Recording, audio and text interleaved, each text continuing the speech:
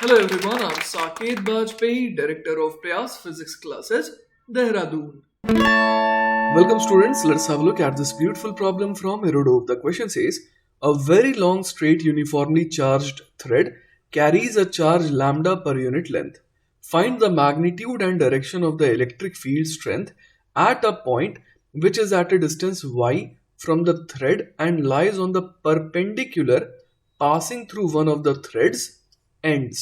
तो देखिए बच्चों यहाँ पर हम लोग देख पा रहे हैं कि we have a very long straight uniformly charge thread जिसके पास चार्ज है लैम्डा पर यूनिट लेंथ। ठीक है, अब हमारे को इस पी पॉइंट पे है ना फील्ड का मैग्नीट्यूड और डायरेक्शन निकालना है। क्लियर है ये बात? सच दैट कि हम लोग देख पा रहे हैं कि इस थ्रेड के एक एंड से इसकी दूरी कितनी है, y है।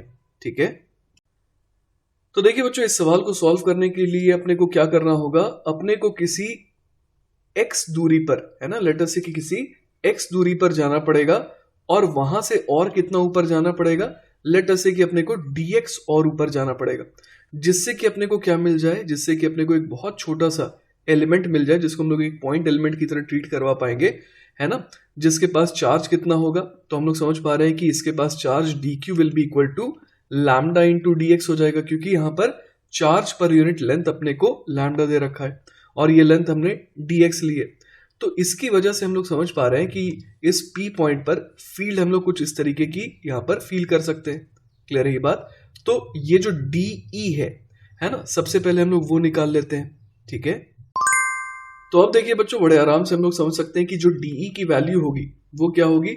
तो बेसिकली हम लोग यहाँ पर देख पा रहे हैं कि एक पॉइंट चार्ज है जिसकी वजह से अपने को P पॉइंट पे फील्ड निकालनी है, तो वो हो जाएगा 1/4 पाई एप्सिलॉन नॉट, फिर चार्ज की वैल्यू dq अपॉन यहां से यहां तक की जो रेडियल डिस्टेंस है मैं इसे r कॉल कर दे रहा हूं, अपॉन r स्क्वायर लिख सकते हैं।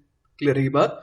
तो हम लोग यहां पर देख पा रहे हैं कि हमारे पास जो DE है वो कितना आ गया, 1/4 pi epsilon not dq upon r square. ठीक है, अब एक काम करते हैं बच्चों, लेट अस से कि ये वाला जो एंगल है वो कितना है, थीटा है। क्लियर है ये बात? तो यहां पर हम लोग देखिए क्या कह सकते हैं, हम लोग यहां पर ये कह सकते हैं कि जो tan थीटा होगा वो कितना हो जाएगा, वो हो जाएगा x अपॉन वाई। तो यहां से देखिए हम लोग जो है dx उसका रिप्लेसमेंट थीटा के टर्म्स में हासिल कर पाएंगे ना। तो यहां से देखिए अपने पास क्या आ जाएगा, dx will be equal to y, तो एज इट इज आ जाएगा, वो तो कांस्टेंट है। tan थीटा का डिफरेंशिएशन हो जाएगा sec square theta and d theta. Clear है बात? तो अपने को dx का रिप्लेसमेंट तो मिल गया, जिससे कि हम लोग dq को क्या लिख देंगे, lambda into y into sec square theta d theta. साथ ही साथ हम लोग यहाँ पर r को भी थीटा के टर्म्स में कैसे लिखेंगे, तो वो देखिए यहाँ पर हम लोग यहाँ पर देख सकते हैं कि cos theta is equal to y upon r. तो यहाँ से r बराबर कितना आ गया, तो वो आ गया y सेक थीटा के बराबर। ठीक है ना? तो देखिए बच्चों फाइनली हमारे पास जो DE है वो कितना आ जाएगा, तो DE आ जाएगा 1/4 पाई एप्सिलॉन नॉट, DQ के बदले हम लोग क्या लिखने वाले हैं, लैम्डा इंटू dx, मतलब कि lambda into y sec square theta d theta. Clear है बात? और साथ ही साथ अपॉन r स्क्वायर लिखना है, तो यहां पर क्या आ जाएगा, y square sec square theta. तो देखिए सेक स्क्वायर थीटा से sec square theta cancel out हो गया और y से एक y भी कैंसिल आउट हो गया। क्लियर है ये बात?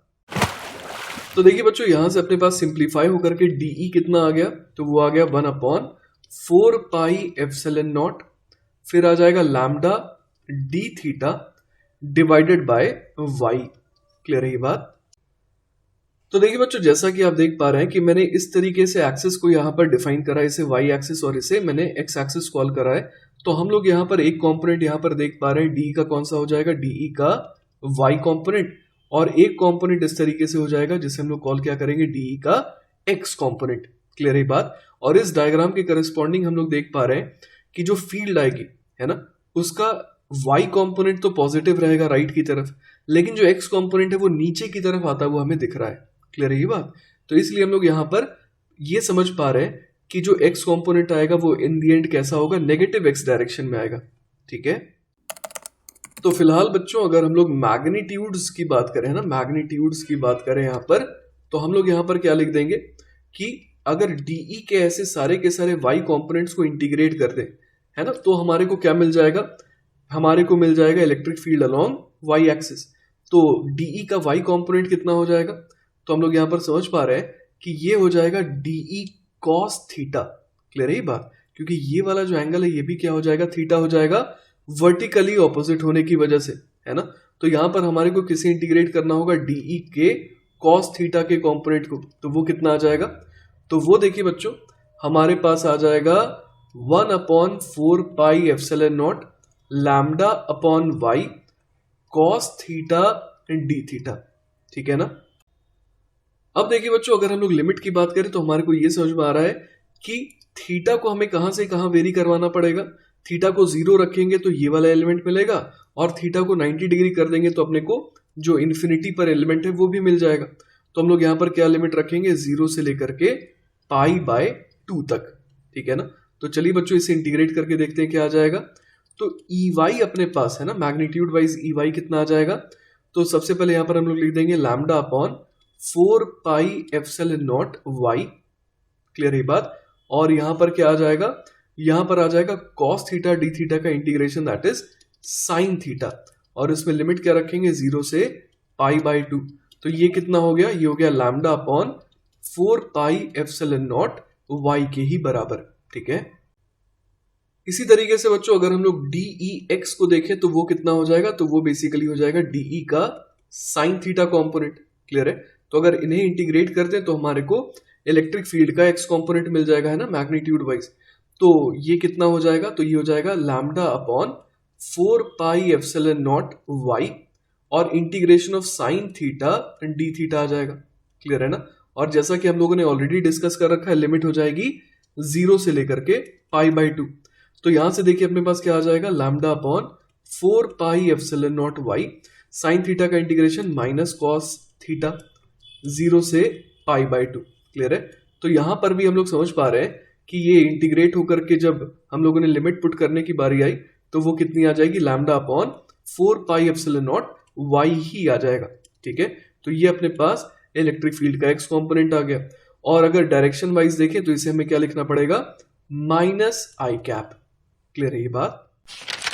तो इस तरीके से बच्चों हम लोग यहाँ पर क्या देख पा रहे हैं कि अगर हमारे पास इस तरीके से है ना पॉजिटिवली चार्ज थ्रेड रहे, है ना, तो अगर इस P पॉइंट पर अगर हम लोग फील्ड देखेंगे तो इसके दो कंपोनेंट हम लोगों ने देखे, एक तो ये वाला और एक ये वाला, है ना। दोनों ही क्या आ रहे थे, बिल्कुल बराबर आ रहे थे। और उनकी वैल्यू कितनी थी, तो वो थी lambda upon 4 pi epsilon naught y, और ये भी था lambda upon 4 pi epsilon naught y. तो जो फील्ड की डायरेक्शन होगी वो हम लोग समझ पा रहे हैं बिल्कुल बीचों बीच होगी, मतलब 45 डिग्री पर कुछ इस तरीके से होगी।